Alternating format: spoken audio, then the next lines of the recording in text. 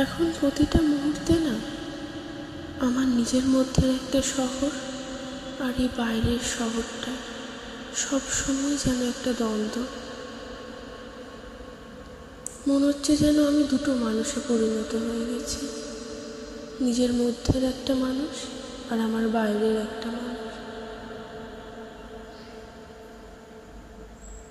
বন্ধু বান্ধব সবার সাথে গল্প করতে, কথা বলতে সবই যেন হয়, কিন্তু আমার নিজের আমিটাকে আমি আর কখনো খুঁজে পাই না।